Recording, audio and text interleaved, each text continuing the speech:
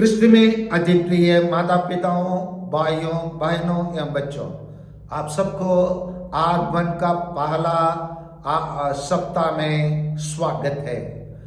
आज हमारा मनन चिंतन के लिए हमारे माँ कलीसिया सन्मति के सुसमाचार अध्याय 24 बत्संज्ञा 37 से 44 तक दिया है। यहाँ पर कहा गया है, जो नोह के दिनों में हुआ था वही मानव पुत्र के आगमन के समय भी होगा।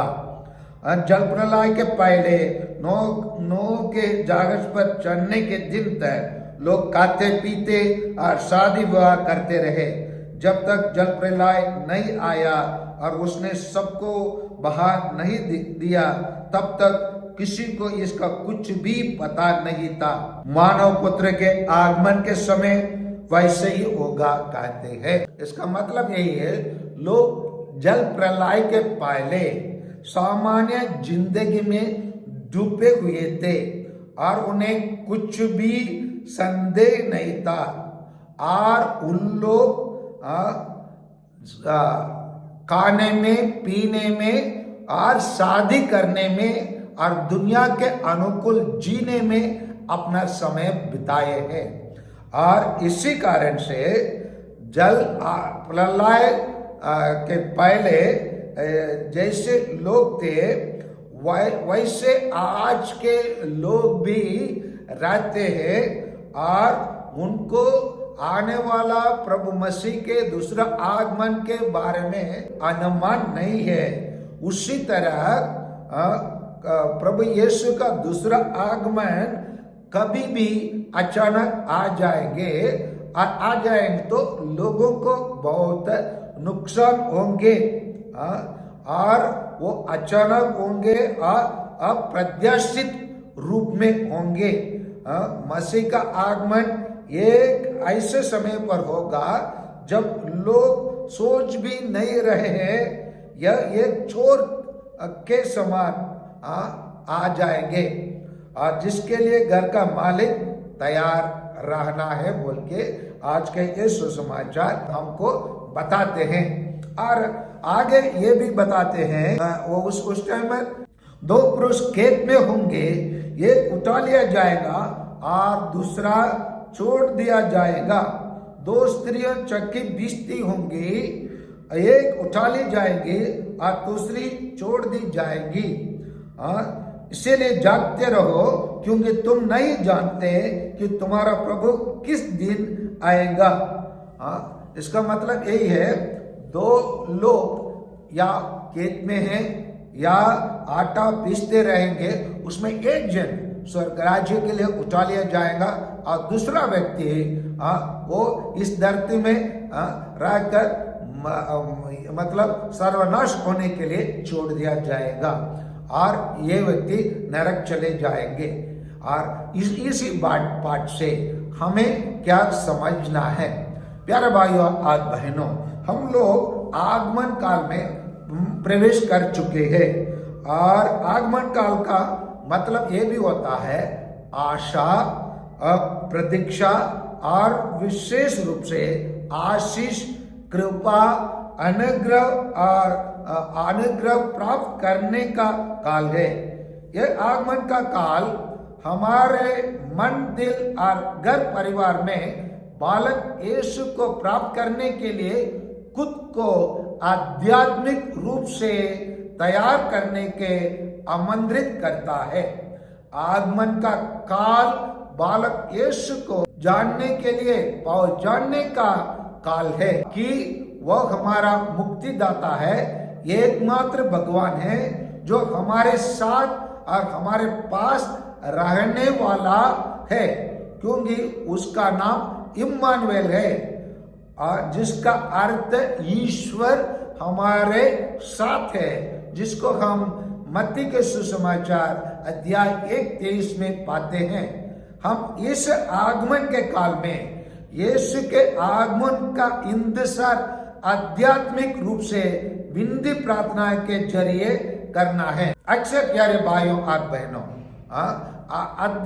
आध्यात्मिक जरिए से हम प्रभु यीशु को इंतजार क्यों करना है? उसी के लिए एक उदाहरण बता रहा हूं। जब हम अपने मित्रों या रिश्तेदारों और भाई बहनों से मिलते हैं, हम अक्सर उनके शारीरिक स्वास्थ्य के बारे में बातचीत करते हैं। हम पूछते हैं आप कैसे हैं, और आपके काम कैसे है, और आपके बेटा कैसा रहता है, उसका पढ़ाई कैसे है। लेकिन अक्सर हम ये भूल जाते हैं उनसे इस प्रकार प्रश्न पूछने के लिए, आपका आध्यात्मिक जीवन कैसे है, आपका प्रार्थना का जीवन कैसे है, आप कितना समय निकालते हैं प्रार्थना करने के लिए, क्या आप हर इतवार मिसा बलिदान में भाग लेने के लिए जाते हैं, आपके बच्चे लोग कैसे प्रार्थना में भाग लेते हैं, मिसा बलिदान के लिए क्या उन लोग रेगुलर नियमित रूप से जाते हैं, नहीं जाते हैं। इसी प्रकार हम लोग उनके आध्यात्मिक जीवन के बारे में प्रश्न करने में हम लोग चूक जाते हैं। इसीलिए हम लोग का आध्यात्मिक जीवन जैसे एक कमरा रहता है, उस कमरा में जो काम चलता है उसके लिए 24 घंटे बिजली की जरूरत होते हैं। अगर उसी कमरा में काम चलते रहने के लिए बिजली की जरूरत होता है तो हम बिजली पर निर्भर रहते हैं, और कभी भी बिजली भाग जाने के संभव रहता है तो हम लोग इन्वर्टर रख देते हैं, जनरेटर रख देते हैं। उसी प्रकार बिजली को 24 घंटे उसी काम के लिए प्रदान करने के लिए हम हमेशा व्यवस्था करते हैं। उसी प्रकार हम अपने जीवन में हम स्वर्गराज पहुंचने के लिए आध्यात्मिक जीवन को ठीक ठाक रखने के लिए अधिक आवश्यकता है। इसी चीज को प्रभु यीशु हमें बताते हैं। और इसीलिए जैसे हम सर्कस देखने के टाइम पर हम लोग को एक रस्सी, एक चोर एक खंभा में, दूसरे चोर और दूसरे खंभा में बांधा रहता है, उसी में एक लड़का या एक लड़की या एक व्यक्ति अक्सर उनमें पैदल चलते हैं। उस टाइम पर चलने के टाइम पर उनका ध्यान पूरा उस रस्सी में चलने के लिए केंद्रित रहता है। और आपको और मेरे को भी मालूम है, अगर थोड़े से उनका ध्यान घट गया और ध्यान से उनको उसी रस्सी पर चलने से उनका ध्यान थोड़ा से गलत हो गया, गिरने के चांस बहुत रहता है। कभी कभी हम लोग देखते हैं और वो व्यक्ति ध्यान घटने के कारण गिर भी जाता है। उसी प्रकार हम लोग का आध्यात्मिक जीवन निरंतर यीशु के शिक्षा पर केंद्रित रहना चाहिए। अगर हमारा जीवन यीशु के शिक्षा पर केंद्रित नहीं रहता है, अचानक हमारा जीवन में शैतान आ सकता है, अचानक हमारा जीवन में दुनिया के मोहमाया आ सकता है, अचानक हमारे जीवन में दुनिया के अनुकूल जीने का इच्छा हमारे अंदर पैदा हो सकता है, और अचानक हमारे बच्चे दुनिया के अनुकूल जीने के लिए कदम उठा सकता है और ईश्वर से दूर जा सकता है। इसीलिए हमको सावधान रहना है। और इसीलिए प्रभु यीशु क्या बताते हैं, चोर के समान जिस घड़ी हम सोच नहीं सकते हैं उसी घड़ी प्रभु यीशु हमारा जीवन में आ सकते हैं। इसी प्रकार प्रभु यीशु हमारा जीवन में आने का, दोबारा आने का अंग्रेजी में कहते हैं परोसिया, एस्केटोलॉजी और the second coming of Jesus, मतलब प्रभु यीशु का दूसरा आगमन परोसिया कहलाया जाता है, एस्केटोलॉजी कहलाया जाता है। इसी को कलीसिया और अच्छे तरीके से समझाता है। प्रभु यीशु का दूसरा आगमन हमारे जीवन में ऑलरेडी विद्यमान है और नॉट एक भी है, ऑलरेडी विद्यमान भी है और पूर्ण रूप से भी नहीं है। इसलिए प्रभु यीशु जब इस धरती में रहे, हमसे कहा ईश्वर का राज्य आपके भीतर है, आपके अंदर है, आपके बीच में है कहा। क्यों कहा?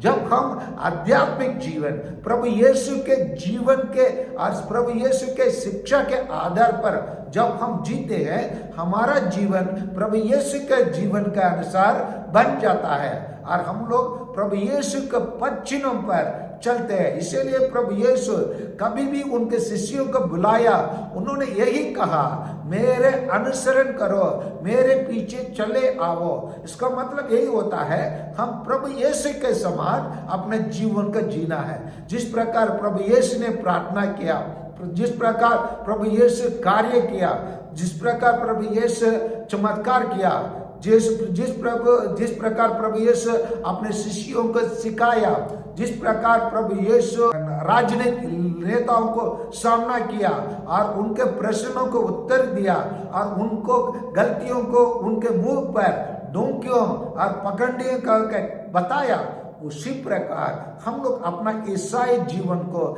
जीने के लिए प्रभु यीशु हमें बुलाता है। इसलिए वो हमसे कहते हैं, जागते रहो और प्रार्थना करते रहो। यह आगमन का काल हमें शांति पाने का आशा और आनंद का हिस्सा बनने का आशा देता है। यह आगमन काल मुक्ति दाता यीशु के आने की आशा और इंतजार का काल है, और यीशु निश्चय ही आशा और आनंद लेकर हमारे दिलों में, घर परिवारों में आएंगे। यह काल अनुग्रह, कृपा और आशीष पाने का काल है। अतः आइए हम आशा भरे मन और दिल से प्रार्थना करते रहे और आध्यात्मिक रूप से उसके आने का इंतजार करते रहे। उसके आने में देर हो सकती है, लेकिन अंधेर नहीं है। इसीलिए हम आध्यात्मिक रूप से जागते रहें या सतर्क रहे। आमीन।